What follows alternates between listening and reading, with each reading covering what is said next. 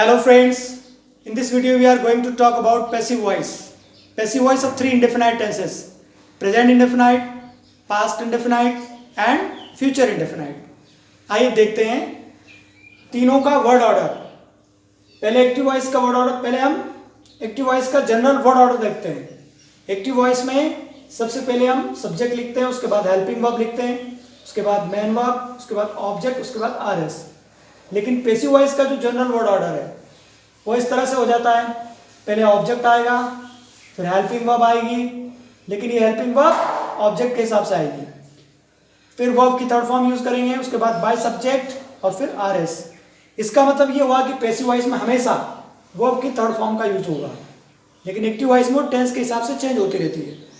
ठीक है.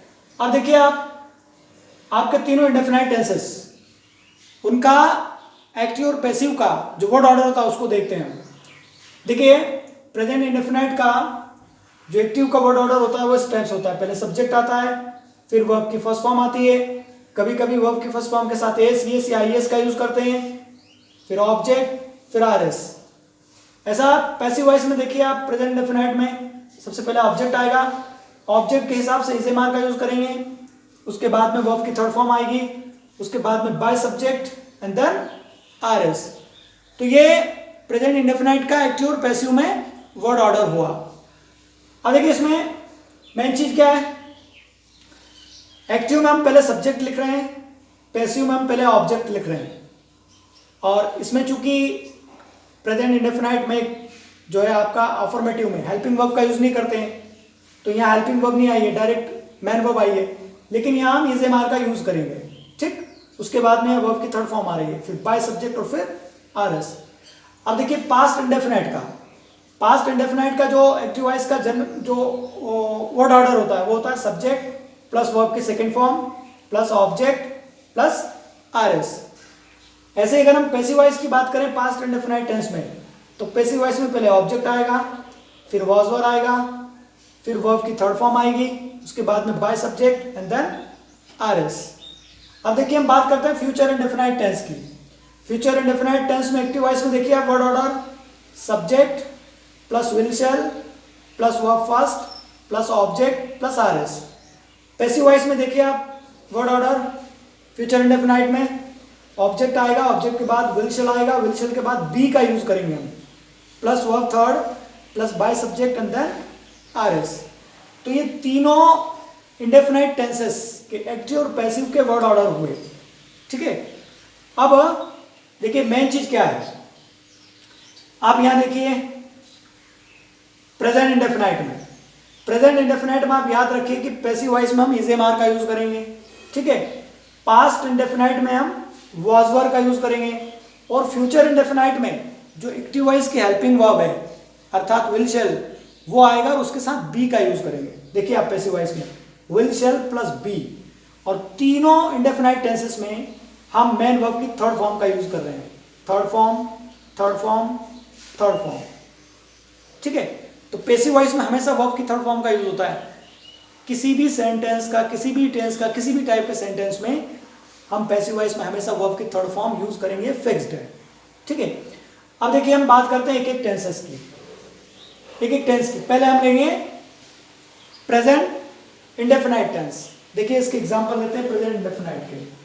Present indefinite में देखिए आप प्रेजेंट इंडेफिनाइट का जो स्ट्रक्चर है उसको मैंने मिटा रहा हूं, उसको रखेंगे हम.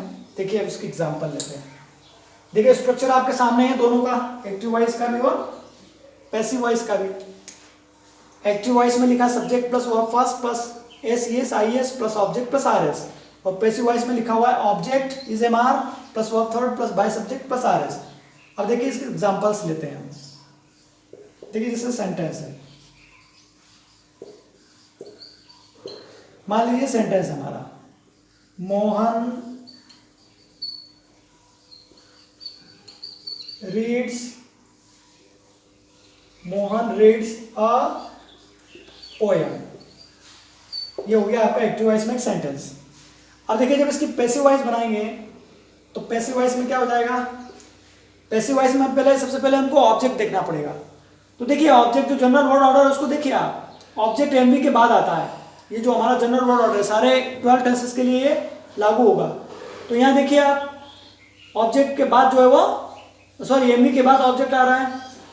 तो अब यहाँ देखिए आप, ये हो गया आपका रीड्स मैन वर्ब, और ये अ पोएम जो है ये आपका ऑब्जेक्ट हुआ। तो अ पोएम को पहले लिखेंगे, अ पोएम। अब पोएम के लिए अ पोएम एक ही पोएम, उसके लिए इज का यूज करेंगे इज एम आर में से। यहाँ देखिए इज एम आर का यूज करना हमको, तो यहाँ पोएम के लिए इज आएगा, अ पोएम इज। अब उसके बाद में मेन वर्ब की थर्ड फॉर्म, तो ये रीड्स है, रीड जो है वो फर्स्ट फॉर्म है, तो इसकी सेकंड फॉर्म हो जाएगी रेड, और थर्ड फॉर्म भी हो जाएगी रेड। स्पेलिंग सेम रहेगी, प्रोनाउंसिएशन चेंज हो रहा है, तो स्पेलिंग हम सेम लिखेंगे लेकिन वास्तव में वो वर्ब की थर्ड फॉर्म यूज कर रहे हैं हम यहाँ। अब poem is read by Mohan, ये हो गया आपका, ठीक है, इसमें आर एस नहीं है, सेंटेंस कंप्लीट हो गया।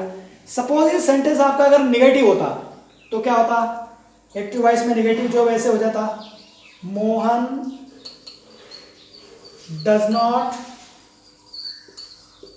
डज नॉट रीड अ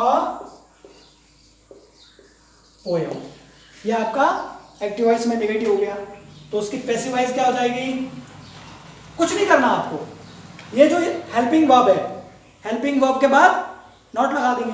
यानी एक्टिव वॉइस में भी हम नेगेटिव बनाने के लिए हेल्पिंग वर्ब के बाद नॉट लगाते हैं, और पैसिव वॉइस में भी नेगेटिव बनाने के लिए हेल्पिंग वर्ब के बाद नॉट लगा देंगे। तो इसका जो नेगेटिव है वो स्टेप्स हो जाएगा।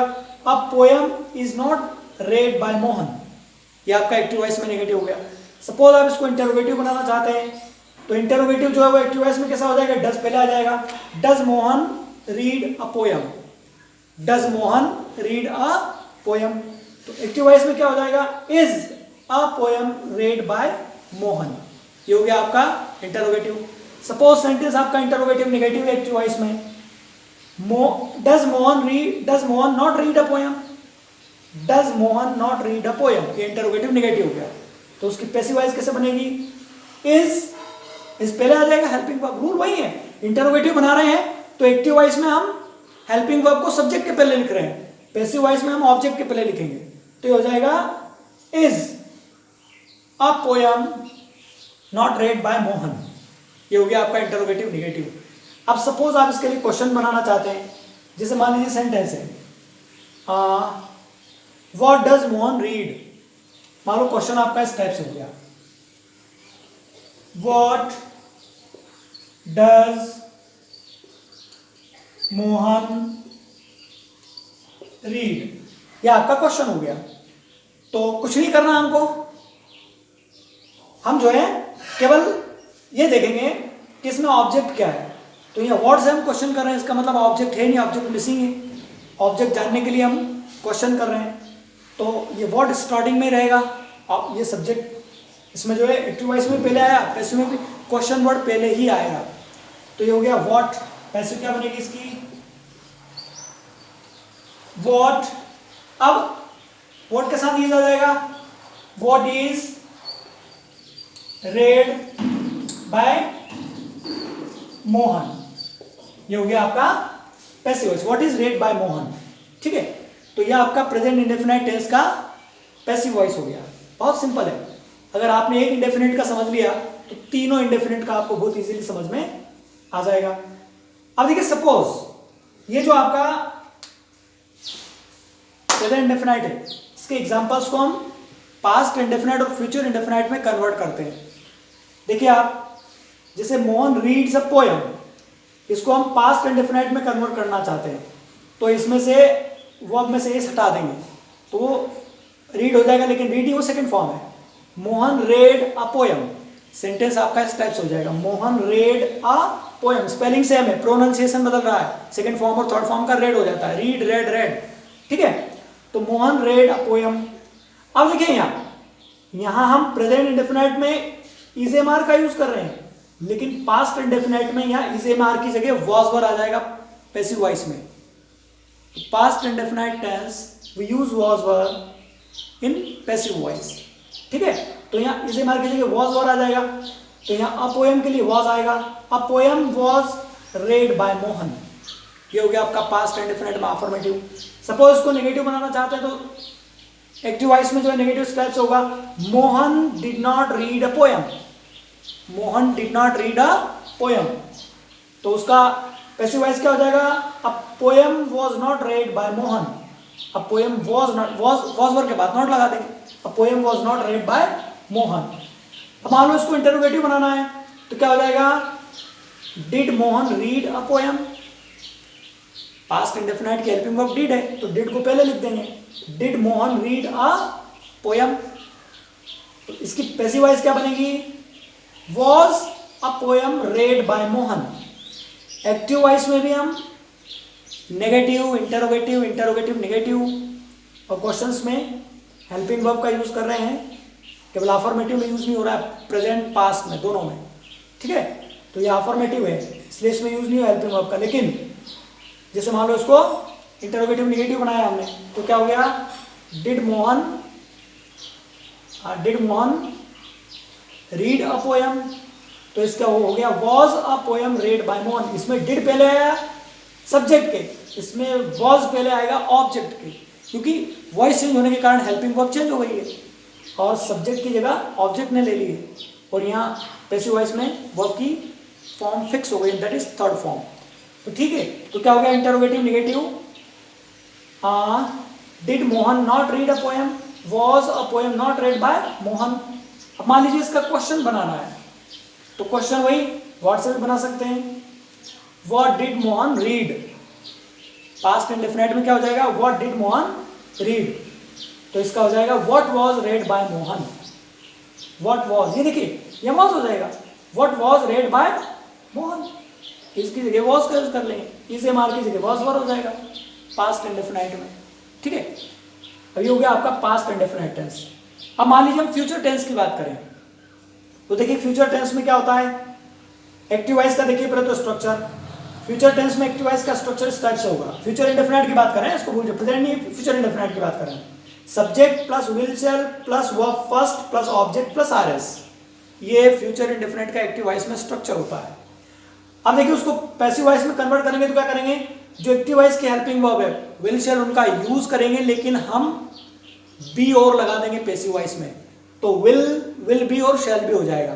तो स्ट्रक्चर क्या हो जाएगा, object plus will shall plus be plus verb third plus by subject plus RS, ये आपका हो गया पैसिव वॉइस का स्ट्रक्चर फ्यूचर इंडेफिनाइट टेंस में।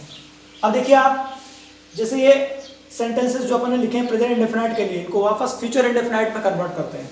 देखिए फर्स्ट सेंटेंस, मोहन रीड्स अ पोयम, तो इसका फ्यूचर इंडेफिनाइट हो जाएगा Mohan will read a poem. एक चीज आप ध्यान में रखिए, मैंने स्टार्टिंग में टोटल 12 टेंसेस आपको इसलिए एक्सप्लेन किए हैं क्योंकि हम ग्रामर जब आगे की पढ़ेंगे डीप ग्रामर, तो उसमें टेंसेस बार बार आएंगे। टेंसेस का नॉलेज अगर आपको नहीं है तो आप ग्रामर नहीं समझ पाएंगे। यहाँ भी हम पैसिव वॉइस में भी टेंस का यूज कर रहे हैं, एक्टिव और पैसिव दोनों का कंपैरिजन करके हम समझ रहे हैं इस चीज को, तो आपको टेंसेस का नॉलेज होना जरूरी है, इसलिए वो सारे वीडियोस आप रिवाइज कर लें, देख लें उनको, तभी समझ में आएगा, ठीक है। तो ये हो गया, देखिए Mohan will read a poem, यह आपका फ्यूचर इंडेफिनिट का अफर्मेटिव हो गया। अब इसको जब हम पैसिव में कन्वर्ट करेंगे तो पैसिव में विल शेल तो आ रहा लेकिन बी और लग जाएगा एक्स्ट्रा, तो क्या हो जाएगा, a poem will be read by Mohan, a poem will be read by Mohan. अब मान लीजिए नेगेटिव बनाना है, Mohan will not read a poem, a poem will not be read by Mohan. दो हेल्पिंग वर्ब आ गई पैसिव वॉइस में, विल शैल और बी, तो हम फर्स्ट हेल्पिंग वर्ब के बाद नॉट लगाएंगे, तो सेंटेंस हमारा हो जाएगा a poem will not be read by Mohan. Suppose को इंटरोगेटिव बनाना चाहते हैं फ्यूचर इंडेफिनिट टेंस में, तो क्या हो जाएगा, will Mohan read a poem, will Mohan read a poem, तो उसकी एक्टिव वॉइस हो जाएगी will a poem be read by Mohan, will a poem be read by Mohan. Suppose इसको जो है इंटरोगेटिव नेगेटिव बनाना चाहते हैं तो क्या हो जाएगा, will Mohan not read a poem, will a poem not be read by Mohan, will a poem not be read by Mohan. अब मान लीजिए आप इस सेंटेंस के लिए क्वेश्चन बनाना चाहते हैं तो वही वर्ड से बना सकते हैं, what will Mohan read, what will, ये देखिए आप डस का यूज किया, यहाँ विल आ जाएगा क्योंकि टेंस चेंज हो गया। फ्यूचर इंडेफिनाइट की बात कर रहे हैं, प्रेजेंट इंडेफिनाइट के साथ डस का यूज किया, लेकिन फ्यूचर इंडेफिनाइट के साथ विल आ जाएगा। तो ये हो जाएगा व्हाट विल मोहन रीड, तो उसकी पैसिव वॉइस क्या बन जाएगी, what will be read by Mohan, what will be read by Mohan. तो ये तीनों इंडेफिनाइट टेंसेस की पैसिव वॉइस हमने समझ ली। तो वॉइस समझने के लिए सबसे पहले आपको एक्टिव वॉइस का वर्ड ऑर्डर मालूम होना चाहिए। हम कंपेयर करके पैसिव वॉइस को समझेंगे तो आपके लिए इजी हो जाएगा। तो मैं समझता हूं आपको ये तीनों इंडेफिनाइट टेंसेस की पैसिव वॉइस समझ में आ गई। Okay, thank you.